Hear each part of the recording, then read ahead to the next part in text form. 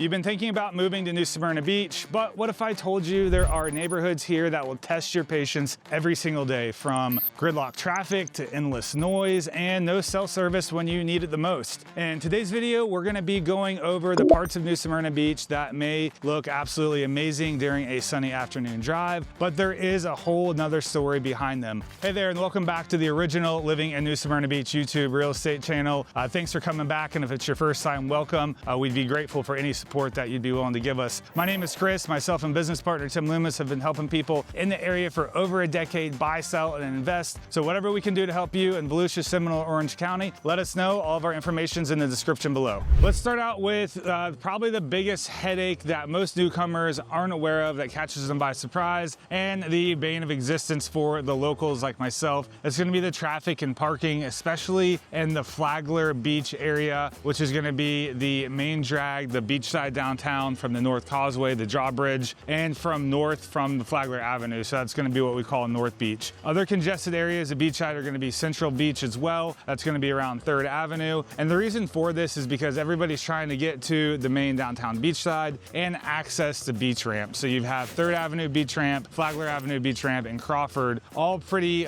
situated pretty close to one another, and everybody's trying to gain access to it. So the reason why 3rd Avenue gets built up with traffic so much too is because of that beach access ramp being there. People coming over straight from 44 over the South Causeway Bridge, coming from Orlando, going right to that 3rd Avenue beach ramp, and traffic just gets really heavy and thick, especially during our in-season time. So that's really becoming, starting to become year-round, but if you're looking for proper in-season times, it's gonna be around March and then goes all the way till about September. And we get a little bit of a break, like day of filming. We're September 8th right now filming, 2025. Not a lot going on in town right now, but I think we've only got probably a couple week break from that, and then we're gonna be back into the thick of it. So if you are coming here to move and you are looking for a peaceful, relaxing environment, beachside can be great, but it can become very, very hectic, and it can be very congested as well, especially if you're trying to get over that North Causeway drawbridge on a peak summertime day. I mean, there's times where it could take you 45 minutes or more just to get through all of it, and then that's not even still being on the beach. So really kind of keep that in mind. That quick trip to the grocery store could easily turn into 20 minutes, and then you've got to find parking there, and then the grocery store is going to be an absolute zoo. So that is definitely going to be probably the top headache, the most common, I'd say. I don't know if it's a mistake, but people are taken back when they come to New Smyrna. They hear quiet, sleepy little beachy town. They think they're going to mosey into it, find easy parking, and it's just not really the case.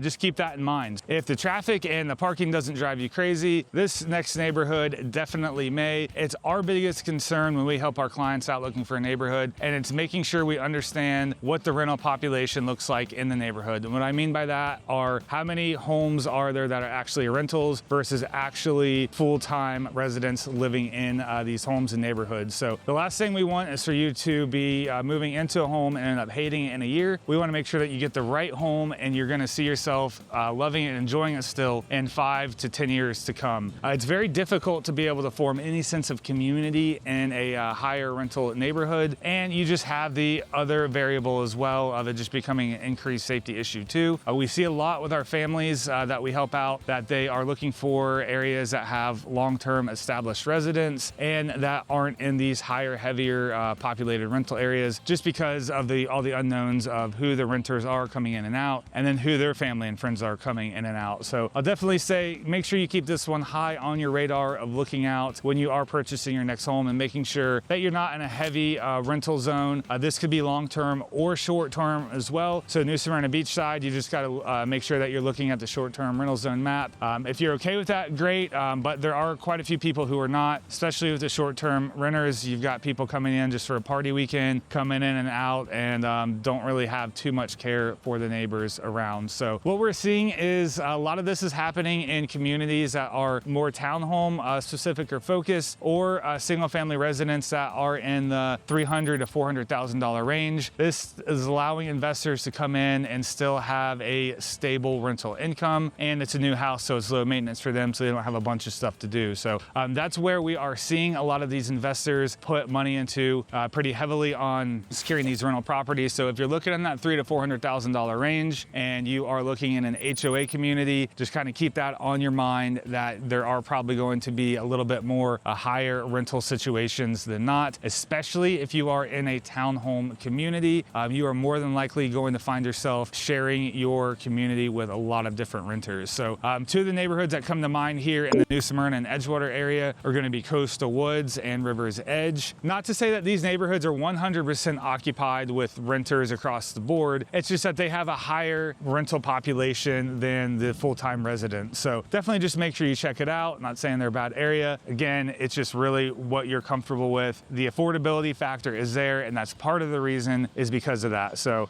just the accessibility to all of it. So definitely keep that in mind. And let's move on to a certain type or class of neighborhood that may sound really great and relaxing and amazing, and you've probably romanticized about this. And that's going to be neighborhoods that are further out from everything. They're off the beaten path and they're a little bit more isolated. So some neighborhoods in town in the New Smyrna Edgewater area. One in New Smyrna on the beach side, you're going to be in Bethune Beach. So you head over the South Causeway, the bridge, you hit A1A, and then you just go south until you can't go south anymore. And then that's going to be the Bethune area or South Beach in New Smyrna Beach. On the opposite side of that, complete polar opposites, west of 95, you're going to keep going out until you hit about the 415 road area, and you're going to be in Samsula. So Samsula is another little town within New Smyrna, so to speak. And this area or section of New Smyrna, same thing, great area. This is going to be more of your woods, your farmland, awesome people, awesome location out there as far as being able to get away from things, reconnect with nature, have your horses do your hunting, all that. That's kind of the lifestyle you're living out in the Samsula area, which is great and amazing if you're comparing Samsula and Bethune for the isolation that they have, a little bit more serenity going on. But what really happens is we hear a lot is people move out there and things start to become very inconvenient. So these are for people that have thought about it and dreamed about living this type of lifestyle for a very long time, but they have basically been city slickers their entire lives. They've lived inside of my cone of convenience of being close to pretty much everything, amenities, grocery stores, healthcare, the whole deal. And then they move out and that convenience really starts to gnaw away at you. So we really strongly would encourage you to make sure that you really think these things through. If you find the home that you love in these areas, go and drive there a few times throughout the day and just make sure it's going to be a trip that you're going to want to take back and forth. You know, go drive out there at 8 o'clock at night and then go back to where you normally would go, or 7 o'clock in the morning, and then time your routes to and from work and things like that. Really, you really need to narrow down the exact logistics of what it's going to be like living in these areas, because I can't tell you how many times we've had clients that have lived in an area for about a year. They get close to making it to 2 years, and the inconvenience of they're down in Bethune and they got stuck behind some tourist going 30 miles an hour looking at all the stuff, and they just got stuck on the island because it's one way in and one way out, and it added another 45 minutes to their day. Same thing, Samsula is a little bit less of a hassle than beachside, because once you get off onto the main road, State Road 44, you've got access to the Walmart and shopping and that stuff like that's pretty easy. So, and there is a grocery store on the beach side as well, but it's one of those things, it's not just going to be a quick trip in your car and you're to the store and back in 10 minutes. So some people are completely okay with this. It doesn't bother them, especially if you're living the retired life. It's great. It's a little event and outing for you to go hop in your car and take you 25 minutes to get to the store and mosey on back home. So it just really depends on, I guess, where you're at and your comfortability of how much time you have to spare to be able to get to the places that you're going. So, but again, this is one of the things that I think is a sneaky one that gets people. They're just not really prepared for how long it's actually going to take them to get to and from everywhere they're going when they're picking little further out places to live. So, and there's also places like that in Edgewater as well. If you go a little bit further south to our sister city in Edgewater, you've got great country homes that are on Volco Road and Beacon Light and things like that, that you're going to have a little bit of land with the property, just like Samsula, but you are a ways away from getting anywhere fast. I don't know if Uber Eats is, DoorDash is making their way out there. I know Domino's is not, I don't believe, unless they've increased the radius, but just keep that in mind.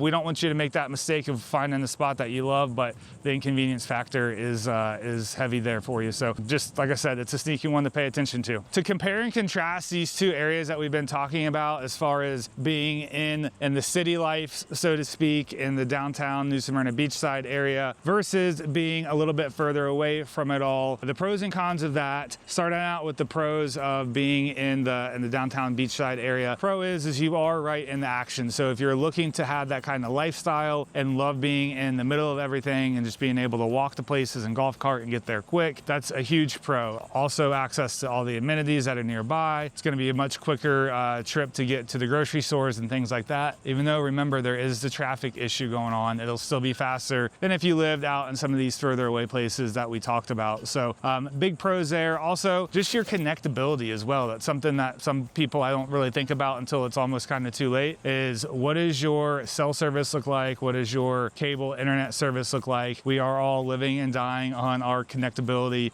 in this day and age. So for some people that could be a huge deal breaker, especially if you're working from home.